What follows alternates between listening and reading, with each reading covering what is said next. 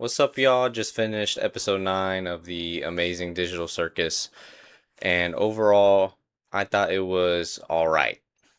I thought it was fine. I didn't think it was anything amazing. I didn't think it was bad. I didn't. It's just alright. Um, Overall, I thought Jax was a good character. I didn't think it was that bad that the episode centered around him, but he did take up a lot of the final episode. But with that being said, the episode itself is like an hour long, and I don't understand how they're able to fit that much stuff in there after the events of episode 8. If it kind of, I mean, it still makes you wonder what the hell is left. And the stuff that we knew that was left, like Jax and the rest of the crew, what are they gonna do?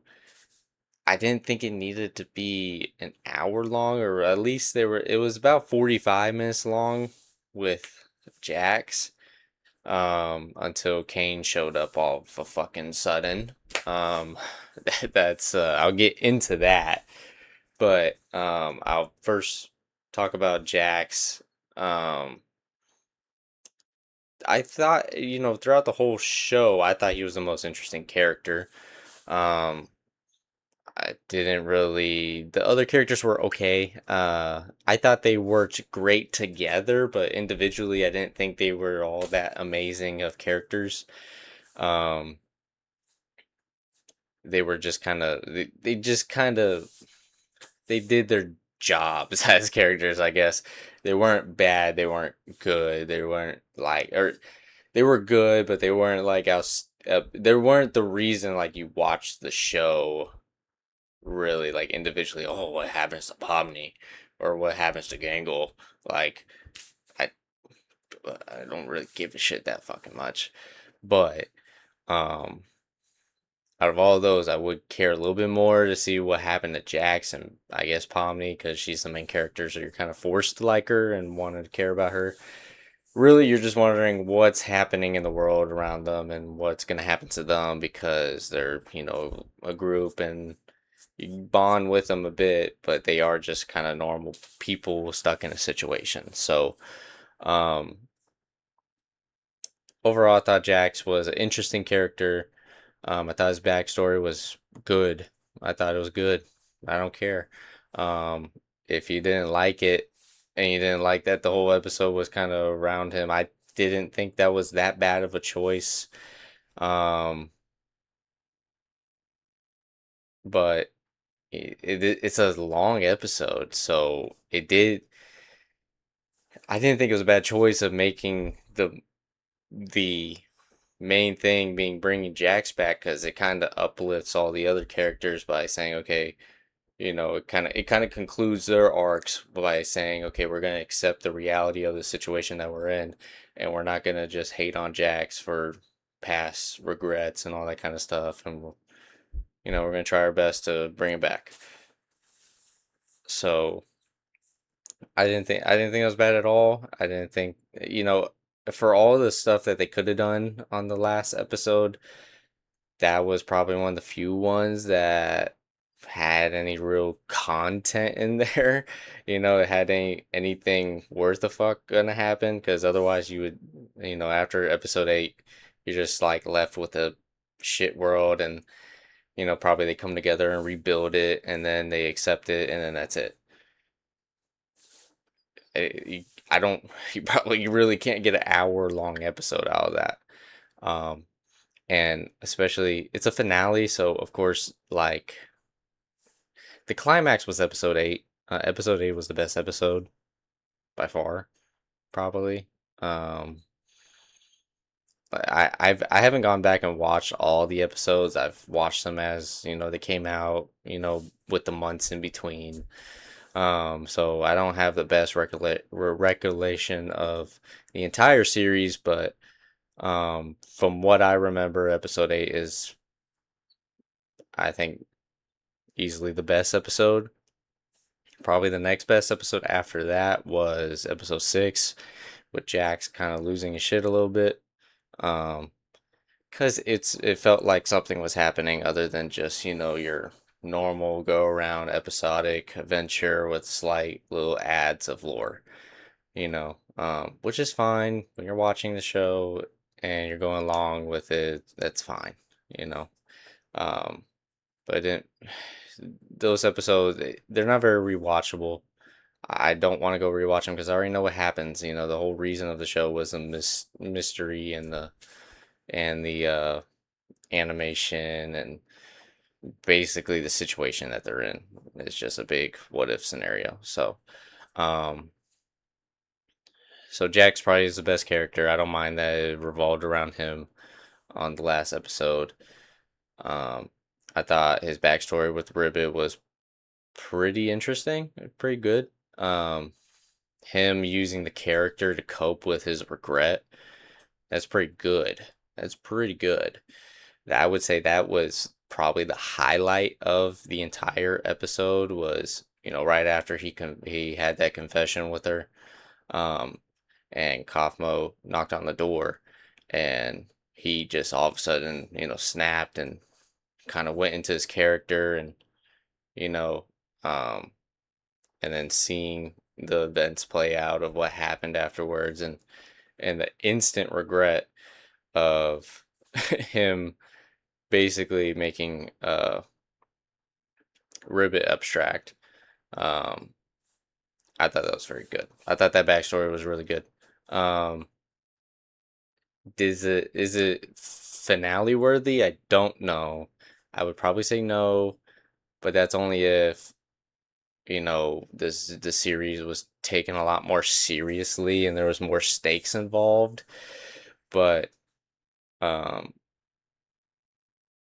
if that kind of makes sense, like this show's just about the characters dealing with the mental health, their mental health, and dealing with the situation that they're in. So, of course, I think the finale is going to be about a character or the characters. So, um, it's not like a big overarching story like One Piece or something like that, where it's it's about the world and it's about so much shit. I could fucking talk about One Piece forever, um, but yeah, Jack's pretty solid.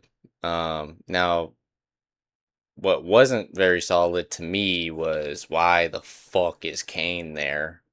I thought we deleted him.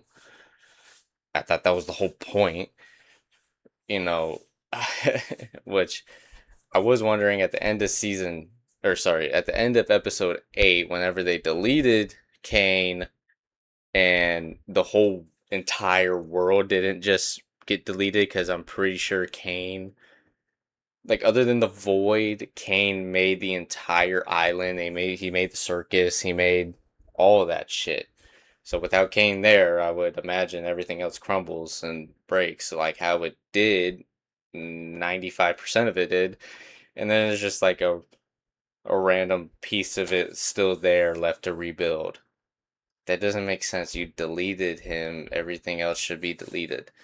But I guess they're like, well, maybe that was a hint of he's still alive somehow. But how? I don't. I don't get it. I don't know. I don't know if I'm missing something. Am I crazy? How the fuck is he still there? Like when the camera panned to him just peeking around the corner, going, "Oh wow, God, they're such nice guys. I'm such an asshole." And he has this change of heart. It's like, what the fuck?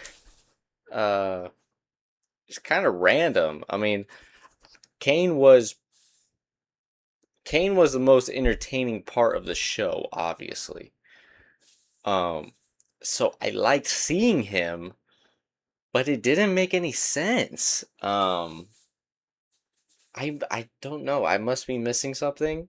Um, Let me know in the comments. So, I haven't watched like people's reviews or anything really. I've seen that no, I've only seen like one video and or it was a short and people in the do was saying that people were complaining about Jax being like the majority of the episode. and not the entire cast. Um, but like I said, I think Jax is the most entertaining. I think he's the most out of the bunch, other than Kane. I thought Kane was the most interesting character, but out of the crew, I thought Jax was the most kind of complicated and mysterious kind of character. That obviously there's more to him than just being a funny guy. Um, Whereas the other characters are pretty blunt, straight to the point.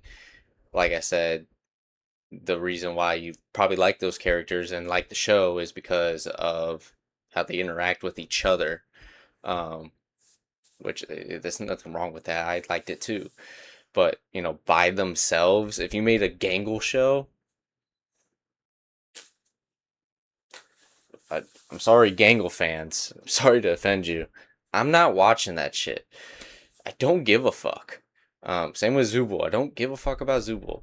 Ragatha was okay. Ragatha and Pomni are like on the same level of I give a fuck. And then Jax was more interesting than them. So I kind of cared a little bit more. I wanted to see what happened to him more than anything, and what his what what's going to happen with him, if he's going to join the crew or die by abstracting or whatever.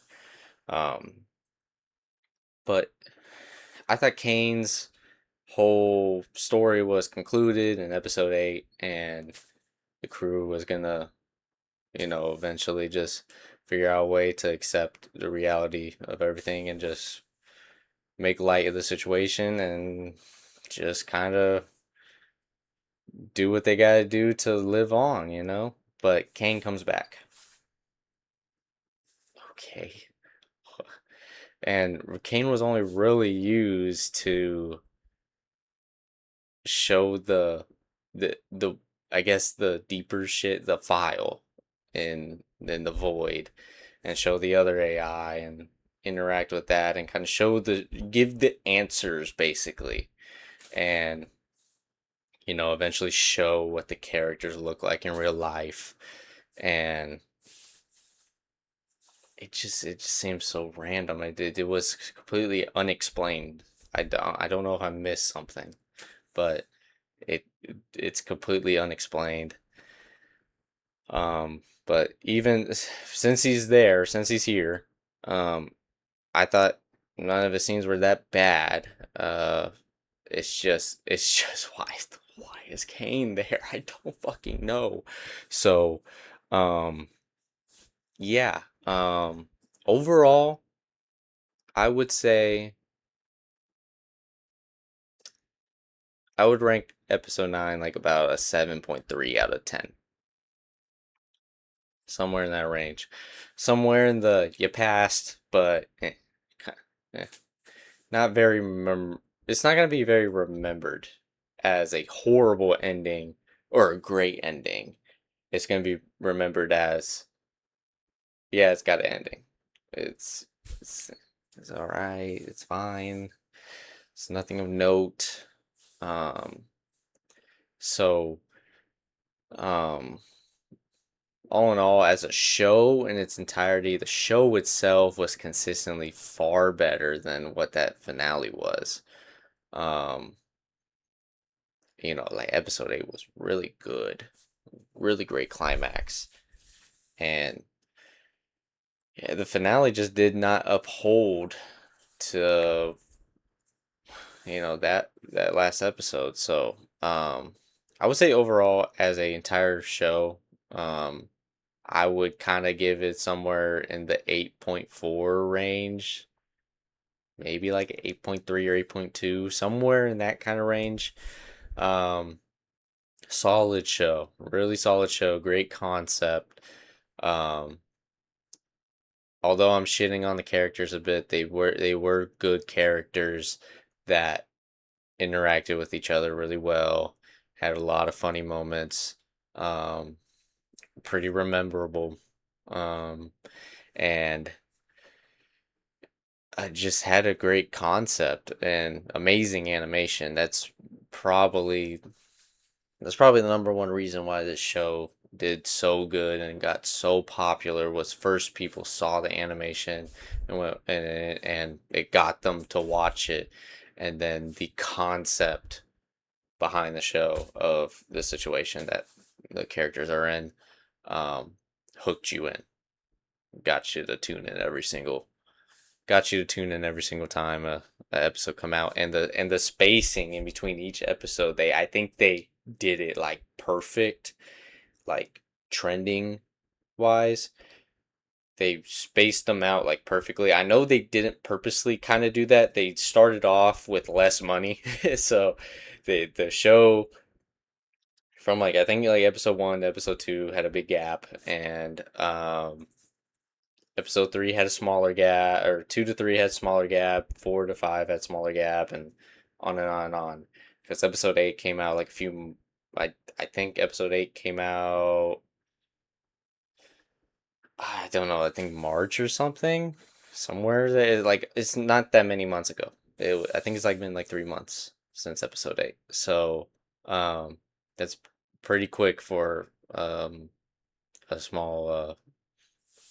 small individual creator. Obviously, he's not individual creator, like it's an individual creator, but he's got a whole team. So it's overall, I would say around that 8.2 to 8.4 range.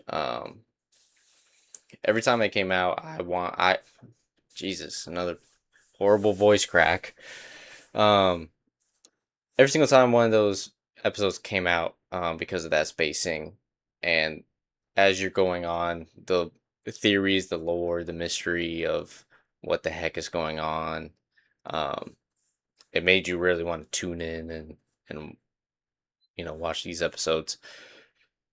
But you know, looking at it as a whole, you might be like, how is this not like a 9 or something like that? Because this show is very popular, it's very good. I've watched every single episode, and I recommend the show. How is it not like a great rating? I would say like 10. 10's like unreachable. The closest thing to 10 is like Breaking Bad or One Piece,